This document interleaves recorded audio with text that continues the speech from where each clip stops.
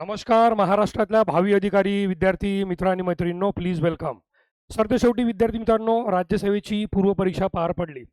अनेक विद्यार्थ्यांना असं वाटत होतं की राज्यसेवेची पूर्वपरीक्षा ही UPSCच्याच लेवलची होणार का? म्हणजे UPSCने ज्या प्रकारे चित्रविचित्र एक पूर्वपरीक्षेचा पेपर काढला आणि त्यामध्ये विद्यार्थ्यांना जे नोन सोर्सेस होते त्यापेक्षाही नाही का बाहेरच्या सोर्सेसमधून त्यांनी पेपर काढले होते.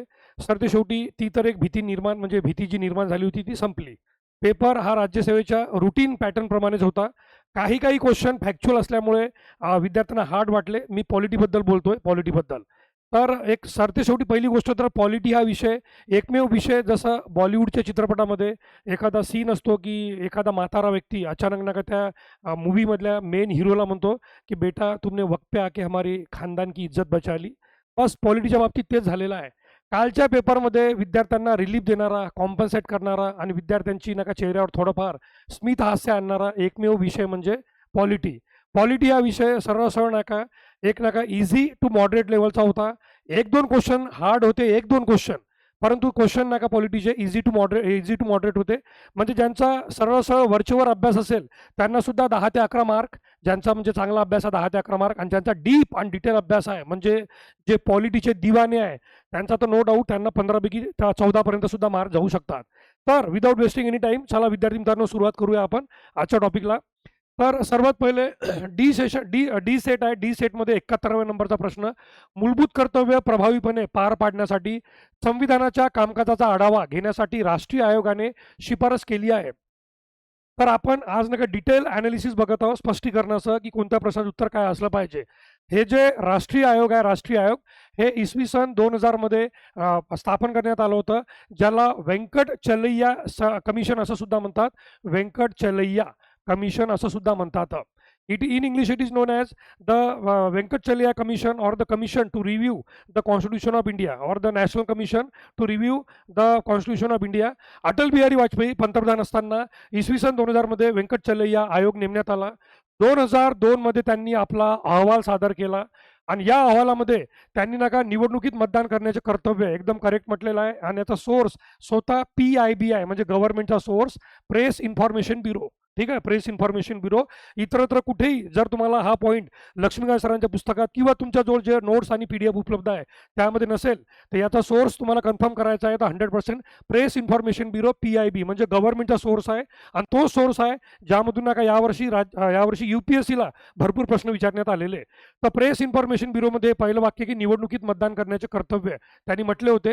त्यानंतर नका कर भरणे, ओके, कर भरणे ऐक ना, कर भरणे हे सुद्धा त्यांनी म्हटलं होतं. कर भरणे आवश्यक म्हटलं त्यांनी, कर भरणं. आणि सोशल आणि वेलफेअर म्हणजे सामाजिक आणि आर्थिक कल्याण जे भारताच्या राज्य धोरणाच्या मार्गदर्शक तत्वामध्ये येतात त्याला अनुसरून त्यांनी नका C आणि D औद्योगिक संस्थानांचे त्यांच्या कर्मचाऱ्यांच्या मुलांना शिक्षण देणे हे कर्तव्य आहे. आणि मुलांचे शिक्षण शारीरिक आणि नैतिक कल्याणाच्या बाबतीत कौटुंबिक मूल्यांची आणि जबाबदार पालकत्वाची भावना जोपासणे. ABCD चारी एकदम करेक्ट आहे. वरीलपैकी सर्व याचा आन्सर येईल, वरीलपैकी सर्व. अनेक जागी नका व्हिडिओमध्ये C आणि D आन्सर सांगण्यात येत आहे, परंतु नका वरीलपैकी सर्व हे आन्सर 100% करेक्ट आहे. कारण जर तुम्ही प्रेस इन्फॉर्मेशन ब्युरोची माहिती बघितली आणि गव्हर्नमेंटचा सोर्स आहे तर त्यामध्ये निवडणुकीत मतदान करण्याचे कर्तव्य आणि कर भरणे ह्या सुद्धा गोष्टी व्यंकटचलैया आयोगाने स्पष्टपणे सांगितलेल्या आहे, स्पष्टपणे. आणि त्यामुळे याचा आन्सर वरीलपैकी सर्व येईल, वरीलपैकी सर्व. त्यानंतर नका नेक्स्ट नका 72 नंबरचा क्वेश्चन, कोणत्या समापन किंवा चर्चा समाप्ती प्रस्तावाअंतर्गत फक्त महत्त्वाचे कलम चर्चेसाठी आणि मतदानासाठी घेतले जातात. प्रश्न इथेच मेन होता की फक्त महत्त्वाचे कलम चर्चेसाठी आणि मतदानासाठी घेतले जातात आणि इतर ज्या गोष्टी आहे मध्यवर्ती कलमे वगळली जातात आणि ती ऑटोमॅटिकली मंजूर झाली अशी मानण्यात येतात. Under which of the following closure motion only important clauses are taken up. Only important clauses are taken up. बस इथेच तुमच्या प्रश्नाचं आन्सर होतं, ते म्हणजे कांगारू समापन, कांगारू क्लोजर. आता काही लोक म्हणतात त्याला कांगारू क्लोजर का म्हणतात. कांगारू आपल्या दोन पायावर उड्या मारत मारत एकदम लीप घेतो. लीप म्हणजे जंप, ओके, लीप म्हणजे जंप घेणे, जंप, उडी मारणे, उडी मारणे. त्याच प्रकारे संसदेमध्ये काय होतं कधी कधी की संसदेला वेळेच्या अभावी ते विधेयक जे आहे त्याला लवकरात लवकर संमत करून घ्यायचं असतं आणि मग त्यासाठी चर्चेसाठी आणि बाकीच्या प्रत्येक डिटेल गोष्टीसाठी चर्चा करून त्याला डिस्कस करण्यासाठी वेळ नसतो. अशा वेळेस जी काही महत्त्वाची कलमे आहे तीच चर्चेसाठी घेण्यात येतात आणि तीच मतदानासाठी घेण्यात येतात. म्हणजे सरळ त्या विधेयकामध्ये ज्या महत्त्वाच्या बाबी आहे त्याच महत्त्वाच्या बाबीवर डायरेक्ट जंप घेण्यात येते किंवा डायरेक्ट लीप घेण्यात येते आणि म्हणून त्याला नाव पडलं कांगारू समापन. ठीक आहे, कांगारू समापन. काही विद्यार्थ्यांना गिलोटीन समापनमध्ये कन्फ्युजन झालं एक्झाममध्ये. तर विद्यार्थी मित्रांनो, पॉलिटी आणि इकॉनॉमीमध्ये कॉमन विषय म्हणजे कॉमन जो सब्जेक्ट कॉमन नाही का हे आहे एक टॉपिक, तो म्हणजे बजेट. जर बजेटमध्ये गिलोटीन हा शब्द वापरण्यात येतो की साधारणतः बजेटमध्ये ज्या डिमांड फॉर ग्रँट्स असतात, डिमांड फॉर ग्रँट्स म्हणजे अनुदानाच्या मागण्या. अनुदानाच्या मागण्या सुरुवातीला त्याच्यावर चर्चा वगैरे होतात, त्यांना पास करण्यात येतात टप्प्याटप्प्याने.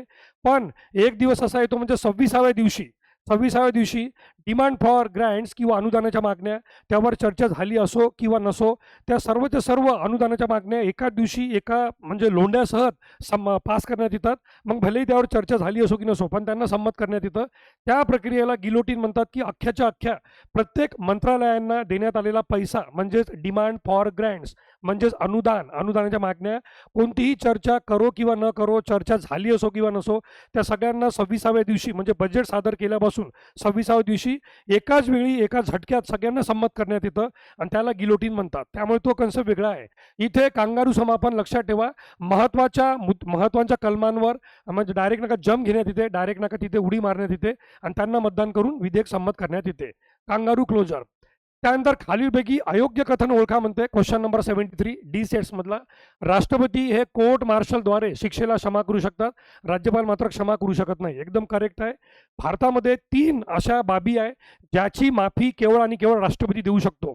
एखाद्या व्यक्तीला केंद्रीय कायदा म्हणजे युनियन लॉ, केंद्रीय कायद्याच्या उल्लंघनासाठी गुन्हेगार दोषित केलं असेल तर तो केवळ आणि केवळ राष्ट्रपतीकडे माफीचा अर्ज करू शकतो. नंबर 1 म्हणजे union law. If the person is convicted against the union law. Then नका सेकंड आहे कोर्ट मार्शल म्हणजे लष्करी न्यायालयाने दिलेली शिक्षा. लष्करी न्यायालयाने दिलेली शिक्षा ती सुद्धा फक्त आणि फक्त राष्ट्रपती माफ करतो, राज्यपाल करू शकत नाही. कारण एकतर नका आर्मीचा जो विषय आहे तो केंद्र सरकारचा आहे युनियन लिस्टमधला, त्यामुळे राज्यपालाला त्यावर काहीच म्हणजे चान्स नाही. तर राष्ट्रपती हे कोर्ट मार्शलद्वारे शिक्षेला माफ करू शकतात. हे विधान करेक्ट आहे. राष्ट्रपती एक क्षमेच्या अधिकाराची कारणे देण्यास बांधील आहे. इथेच मात्र हे विधान चुकलं आणि त्यामुळे बाकीचे ऑप्शन पाहायची गरज पण नाही. ठीक आहे, बाकीचे ऑप्शन पाहायची गरज पण नाही. राष्ट्रपती हे क्षमेच्या अधिकाराची कारणे देण्यास बांधील आहे, बिलकुल नाही. राष्ट्रपती हा सुद्धा अधिकार स्वतः वापरत नाही. राष्ट्रपती हा अधिकार पंतप्रधान व त्याच्या मंत्रिमंडळाच्या सल्ल्यानुसार वापरतो आणि त्यामुळे नका राष्ट्रपतीला सल्ला देणं बंधनकारक नाही. दयेसाठी याचिकाकर्त्याला राष्ट्रपतीकडून तोंडी सुनावणी घेण्याचा अधिकार नाही. एकदम करेक्ट आहे. घटनेमध्ये स्पष्टपणे म्हटलेलं आहे की राष्ट्रपतीचे हे न्यायिक अधिकार नाही, राष्ट्रपतीचे हे एका प्रकारचे एक्झिक्युटिव्ह म्हणजे कार्यकारीच अधिकार आहे. त्यामुळे ज्या प्रकारे आपण उच्च न्यायालयात किंवा सर्वोच्च न्यायालयात आपण स्वतः उपस्थित राहतो आणि आपला वकील आपली बाजू मांडतो न्यायाधीशांसमोर आणि मग न्यायाधीश त्यावर त्यांचा निर्णय देतो, तसं राष्ट्रपती भवनात होत नाही. की ज्याने दया याचनेचा अर्ज केलेला आहे तो स्वतः राष्ट्रपती भवनात त्या कटघऱ्यामध्ये उभा राहतो, असं काही होत नाही.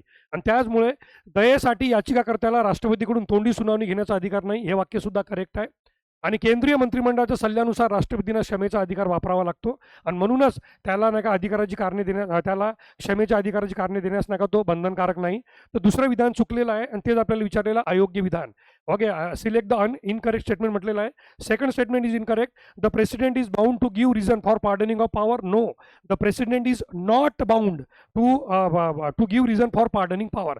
Otherwise, all the 3 statements are absolutely correct. And since the first statement is consist of court martial, obviously, so Indian Army or army related subject is the union list, and therefore it is the president. Okay, it is the president that is the only authority or exclusive authority to pardon the statement given by the court martial, not the governor. Obviously, moving on to next question. त्यानंतर article 74 प्रश्न क्रमांक 74. या प्रश्न क्रमांक 74 मध्ये संसदेच्या सार्वजनिक उपक्रम समितीबाबत खालीलपैकी चुकीचे विधान कोणते. म्हणजे which of the following statement is incorrect about the committee on public undertaking. Committee on public undertaking म्हणजे कोपू. 3 प्रकारच्या आर्थिक समित्या आहेत. 3 प्रकारच्या आर्थिक समित्या आणि त्या तिन्ही आर्थिक समित्या संसदेच्या महत्त्वाच्या समित्या आहे आणि या स्टँडिंग कमिटी आहे म्हणजे स्थायी समित्या आहे. पहिली आहे पब्लिक अकाउंट कमिटी, दुसरी आहे इस्टिमेट कमिटी आणि तिसरी आहे कमिटी ऑन पब्लिक अंडरटेकिंग, म्हणजे सार्वजनिक लेखा समिती किंवा सार्वजनिक लोकलेखा समिती. दुसरी म्हणजे अंदाज समिती इस्टिमेट कमिटी आणि तिसरी म्हणजे कमिटी ऑन पब्लिक अंडरटेकिंग. यापैकी कमिटी ऑन पब्लिक अंडरटेकिंग या 3 आर्थिक समित्या आउट ऑफ द 3 फायनान्शियल कमिटीपैकी सर्वात जुनी समिती आहे. 1964 मध्ये ती स्थापना झाली होती. 1964 मध्ये एक तर तिची स्थापना 1964 मध्ये आहे, इथे पहिलं चुकलं. आणि दुसरं म्हणजे पंडित नेहरू यांच्या म्हणण्यानुसार नाही, तर पंडित नेहरू यांच्या मंत्रिमंडळामध्ये भारत चीन युद्धाच्या वेळेस जे संरक्षण मंत्री होते कृष्णा मेनन, तर कृष्ण मेनन यांच्या शिफारसीनुसार ही समिती स्थापन करण्यात आली होती. तर पहिलं विधान चुकीचं आहे आणि आपल्याला चुकीचंच विधान विचारलेलं आहे, पहिलं विधान चुकीचं आहे की नाही. त्यामुळे नका इथे नका सी अँड डी आणि बी सी डी हे ऑप्शन ते इलिमिनेट झाले, कारण आपल्याला चुकीचं विधान निवडायचं आहे आणि पहिलं विधान चुकीचं आहे, त्यामुळे आपल्या उत्तरात पहिलं विधान आलं पाहिजे. तर इथे सी आणि डी आहे आणि ते बी सी डी आहे, हे कॅन्सल झाले. त्यानंतर लोकसभेतून निवडून आलेल्या सदस्यांमधूनच या समितीचा अध्यक्ष निवडला जातो. मी जस्ट 2-3 दिवसापूर्वी आपल्या एका सेशनमध्ये सांगितलं होतं, त्याची रेकॉर्डिंग उपलब्ध आहे, तुम्ही बिंदास जाऊन बघू शकता. आपल्या सक्षम 2027 बॅचमध्ये, सक्षम 2027 बॅचमध्ये ही जेवढ्याही समित्या आहे, मॅक्झिमम समित्या ज्या स्टँडिंग कमिट्या त्या लोकसभेच्या सभापतीकडूनच नियुक्त करण्यात येतात किंवा स्थापन करण्यात येतात. आणि मॅक्झिमम समितींचा जो अध्यक्ष असतो तो लोकसभेच्या सदस्यांमधूनच असतो. तर दुसरं विधान एकदम करेक्ट आहे. 1974 पासून लोकसभेत 15 तर राज्यसभेतून 7 असे एकूण 22 सदस्य यावर निवडले जातात, हे सुद्धा करेक्ट आहे, बी आणि सी. या समितीच्या सदस्यांचा कार्यकाळ 2 नाही तर 1 वर्षाचा असतो, 1 वर्षाचा.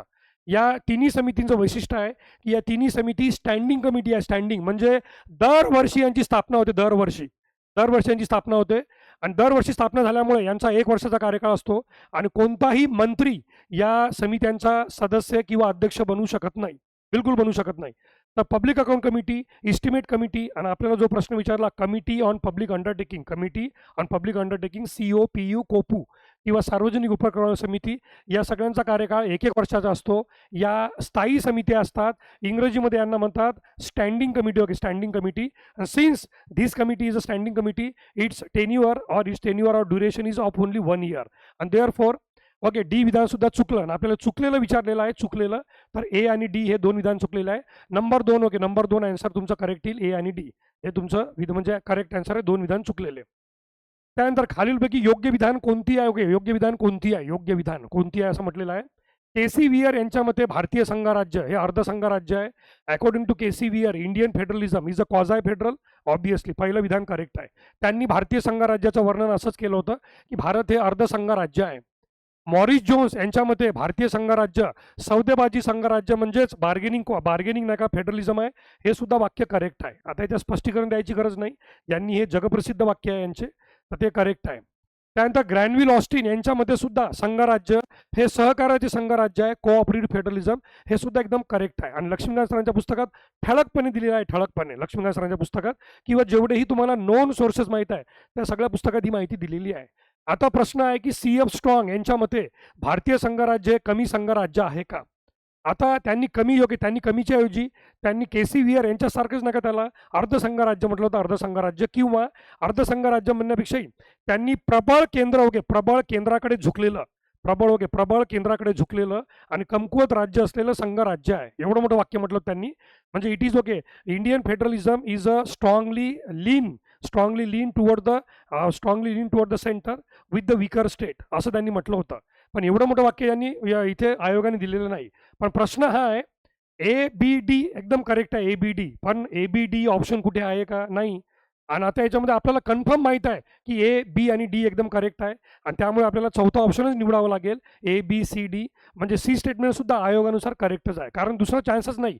ABD 100% करेक्ट आहे, पण A आणि D इथे फक्त A आणि इथे नका ABC दिलेलं आहे, ABC. आणि आपल्याला योग्यच कथने ओळखायची आहे, त्यामुळे ABCD हे फायनली आपला आन्सर करेक्ट येईल आणि आयोग सुद्धा हेच आन्सर देणार, गॅरंटीड. भारतीय संविधानातलं कोणतं कलम भारताचा नियंत्रक व महालेखा परीक्षक म्हणजे comptroller and auditor general of इंडियाशी स्वतंत्र पद स्थापन करते? आर्टिकल 148. कारण स्वतंत्र पद स्थापन करण्यासंबंधी जर कॅगचे कर्तव्य आणि कॅगचे नाही का म्हणजे फंक्शन्स आणि रिस्पॉन्सिबिलिटी विचारलं असतं तर आर्टिकल 149, पण क्लिअर टू क्लिअर शब्दात स्थापित करते म्हणजे कोणत्या कलमानुसार कॅग हे पद स्थापन करण्यात आलेलं आहे आर्टिकल 148. आणि या अशा प्रकारे या प्रश्नाने रेकॉर्ड ब्रेक केलेला आहे आतापर्यंत जेव्हापासून आयोगाची स्थापना झालेली आहे आणि आयोग या सगळ्या परीक्षा घेतं. सर्वात जास्त वेळा कोणता क्वेश्चन आला असेल तर तो म्हणजे कॅगचा आर्टिकल 148.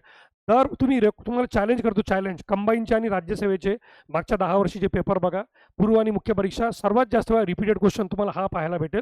नक्की बघण्याचा प्रयत्न करा. त्यानंतर ओके, राज्याच्या महाधिवक्त्याचे म्हणजे ॲडव्होकेट जनरलचे पगार पाणी कोण डिसाईड करतं, रेम्युनरेशन म्हणजे त्याचं वेतन भत्ते कोण निर्धारित करतं, राज्यपाल.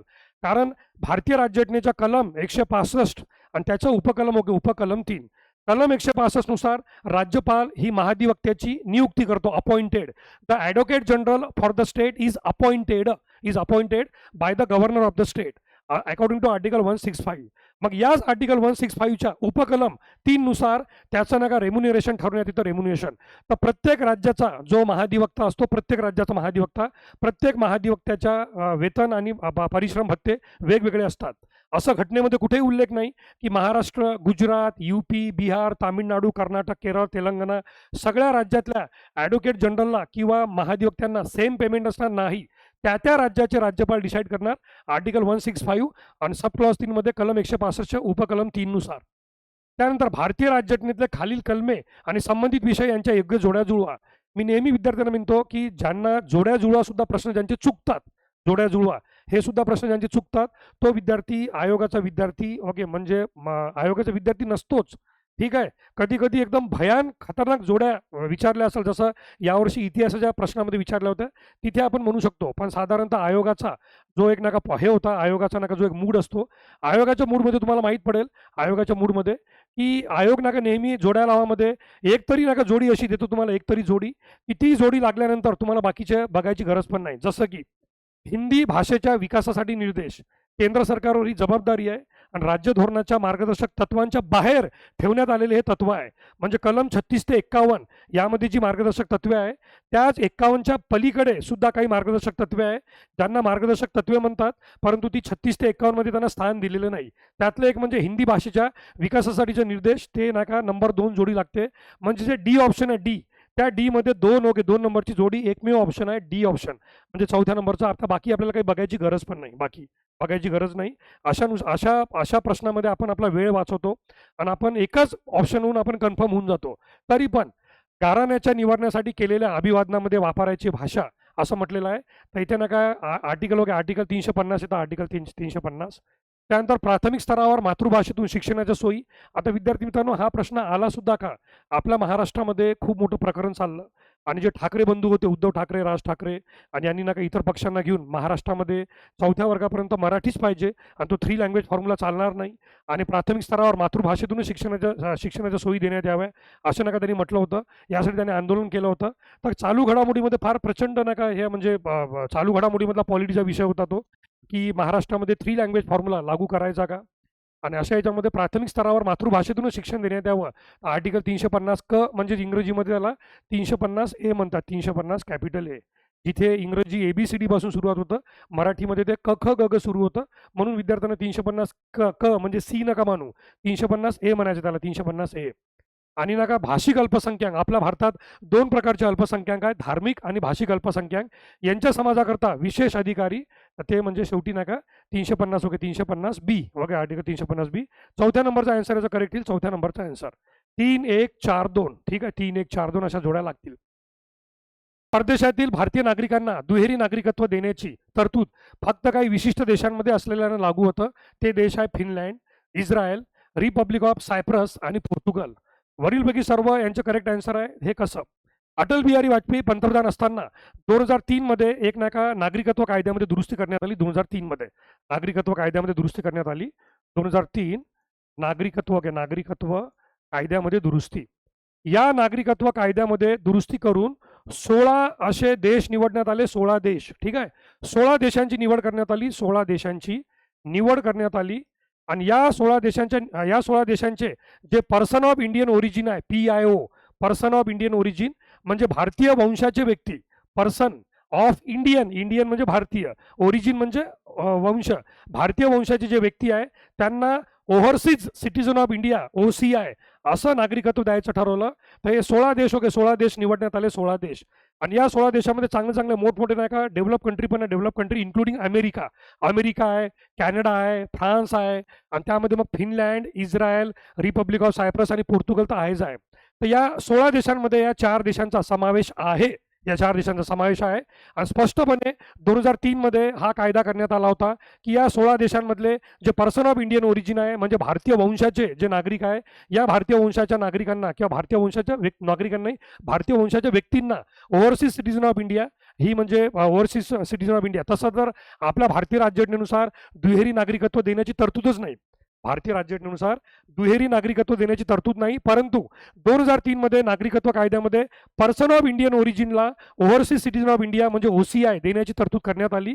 आणि मग 2005 मध्ये यामध्ये अजून दुरुस्ती करून सांगण्यात आलं की पाकिस्तान आणि बांगलादेश, ठीक आहे, पाकिस्तान आणि बांगलादेश या 2 देशांना राजकीय शत्रू मानण्यात आलं. पाकिस्तान आणि बांगलादेश या 2 देशांना वगळून, या 2 देशांना वगळून बाकी या 16 देशांना, या 16 देशांना या 16 देशांना आणि इतरही काही देशांना, या 16 देशांच्या व्यतिरिक्त सुद्धा जिथे जिथे भारतीय वंशाचे व्यक्ती असतील त्यांना सुद्धा ओव्हरसीज सिटीझन ऑफ इंडिया देण्यात येईल 2005 मध्ये.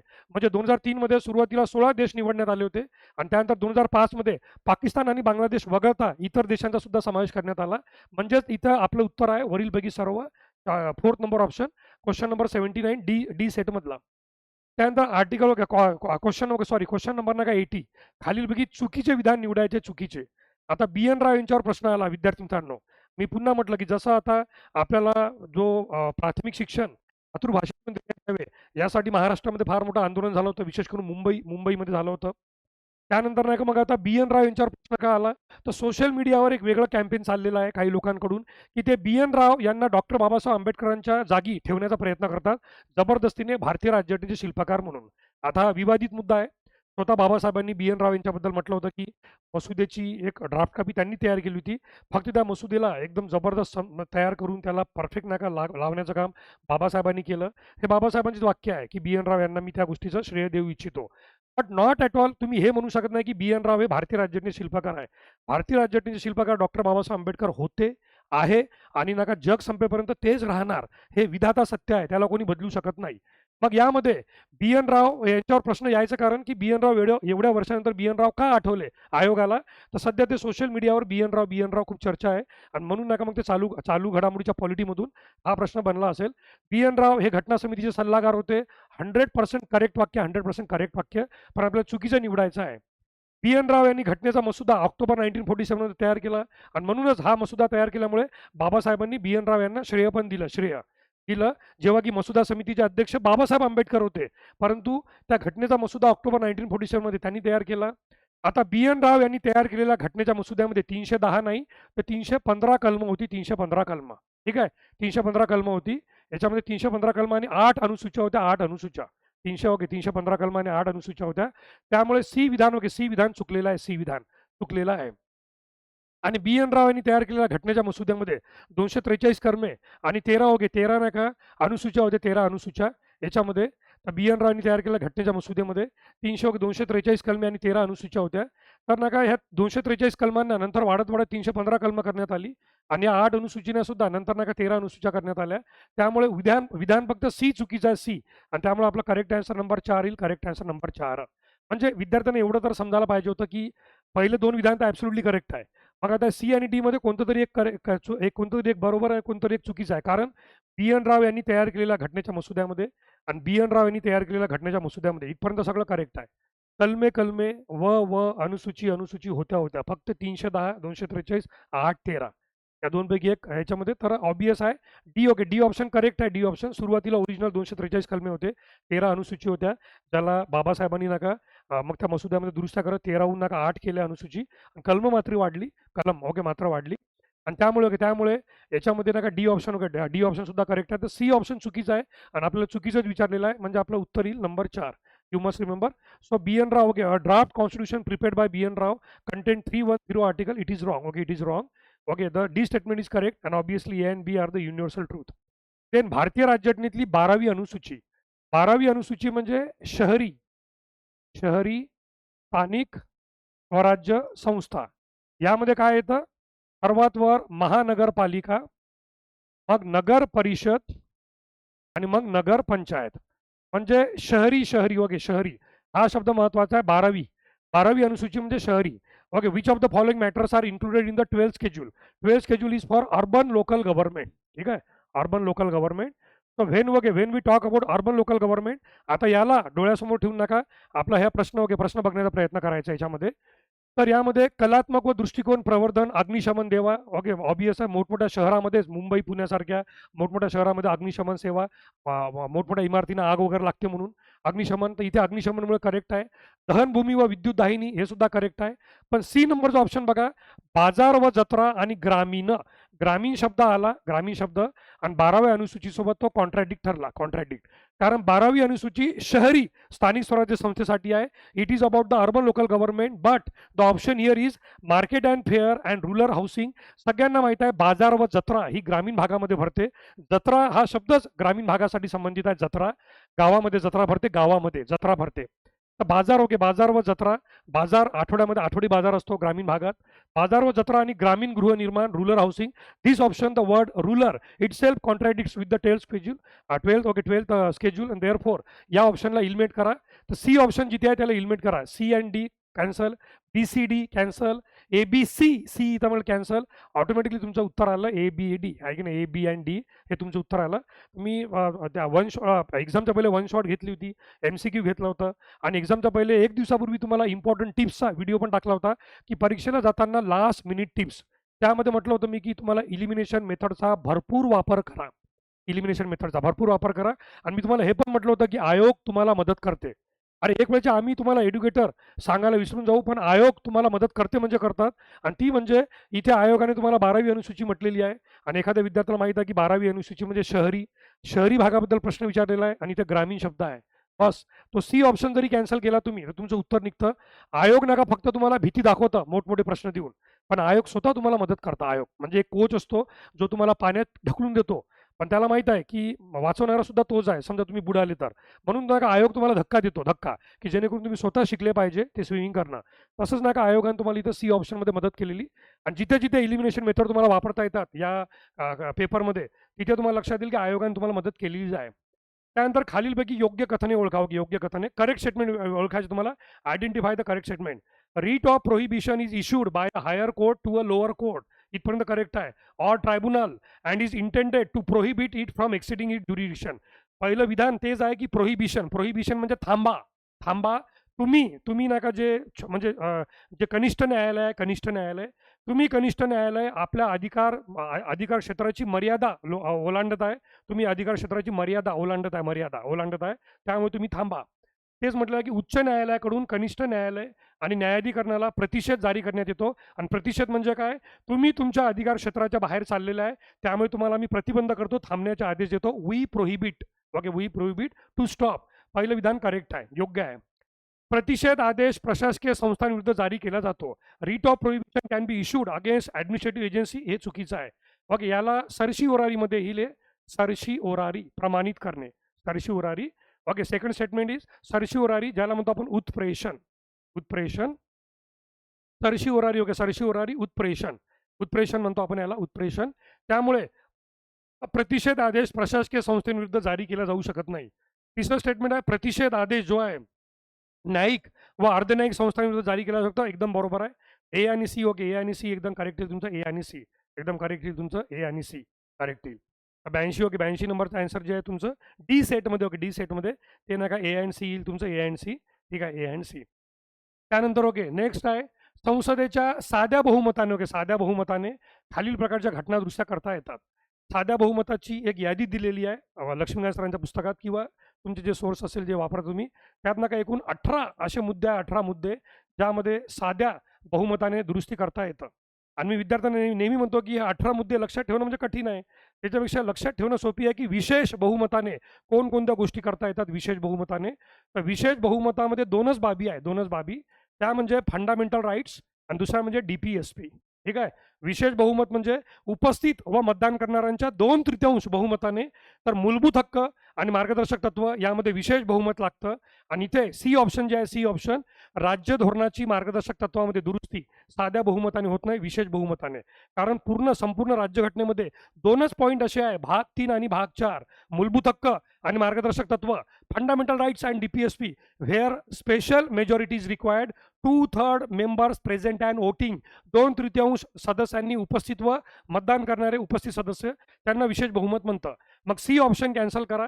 ओके, कारण सी मध्ये विशेष बहुमत लागते आणि प्रश्न आपल्याला साध्या बहुमताचा आहे. तर सी आणि D eliminate, A C D eliminate, A आणि सी इलिमिनेट. आन्सर येईल तुमचं A B and D. Answer A B and D. पुन्हा म्हटलं, आयोग तुम्हाला मदत करते. ओके, आयोग तुम्हाला काय करते? आयोग तुम्हाला मदत करते. विद्यार्थी मित्रांनो, आयोग मदत करते. आयोगाने पुन्हा मदत केली.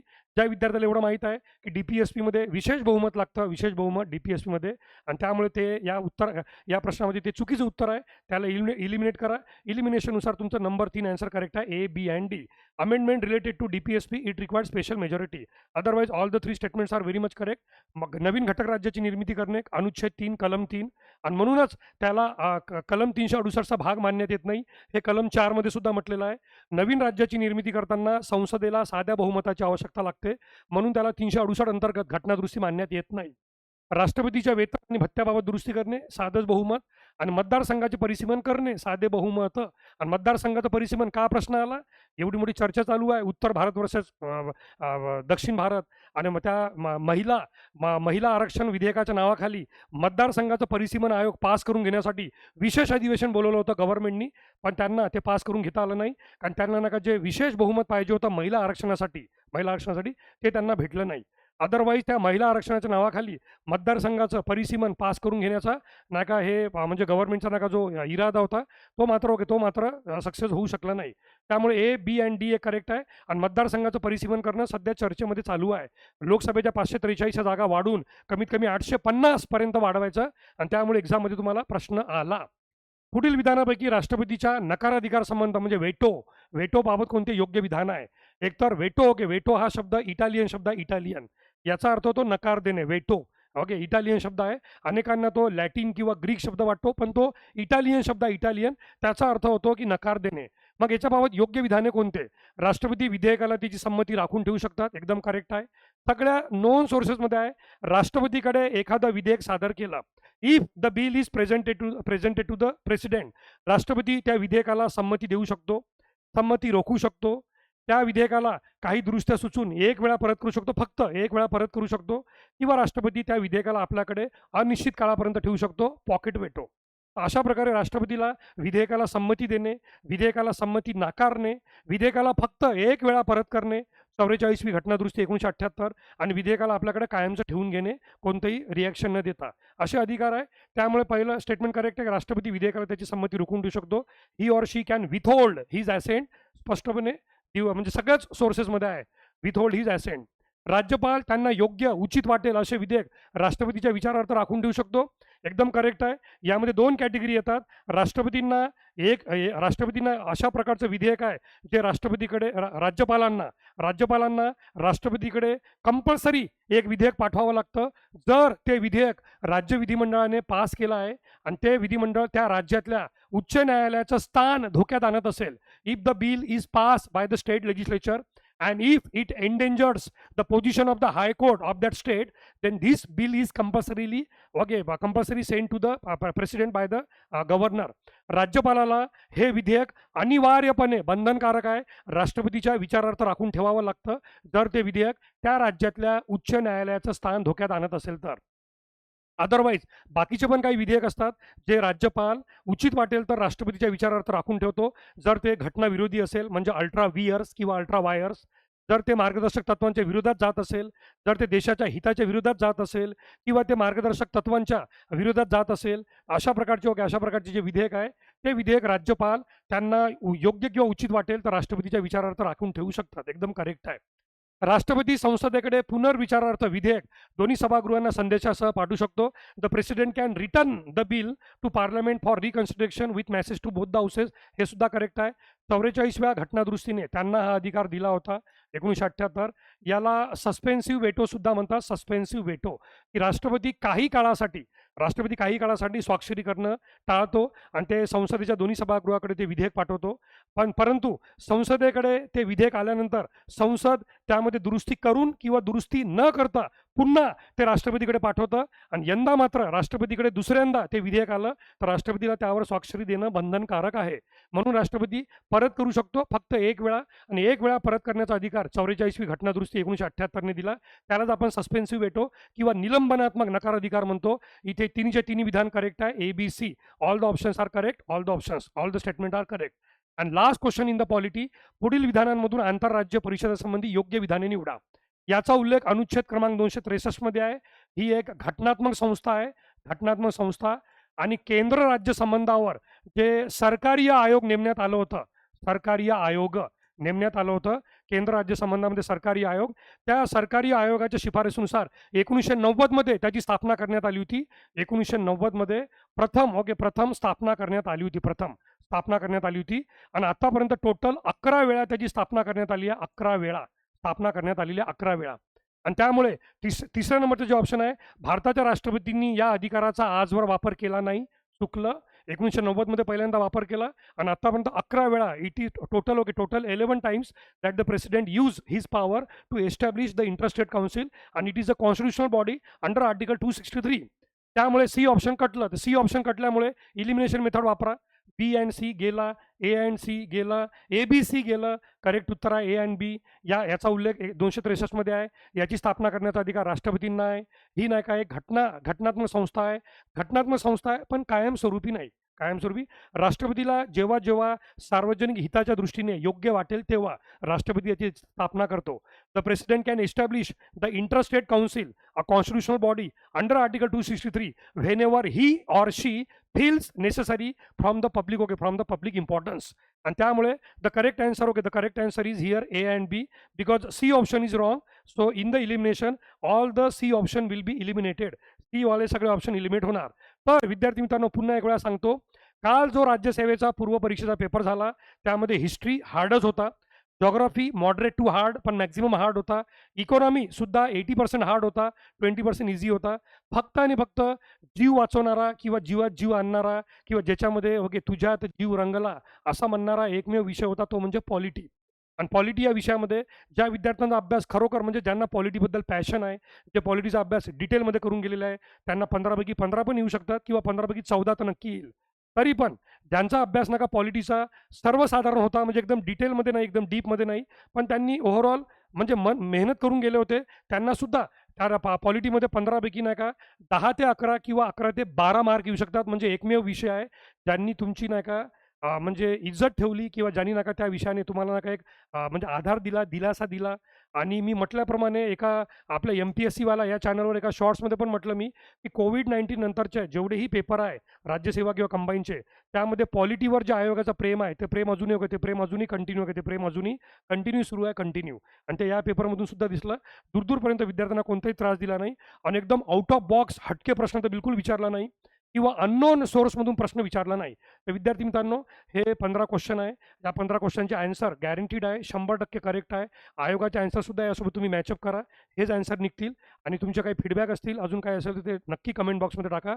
तोपर्यंत नेहमीप्रमाणे जय हिंद, जय महाराष्ट्र, जय संविधान. धन्यवाद, थँक्यू सो मच. तुमचे फीडबॅक नक्की कळवा. धन्यवाद.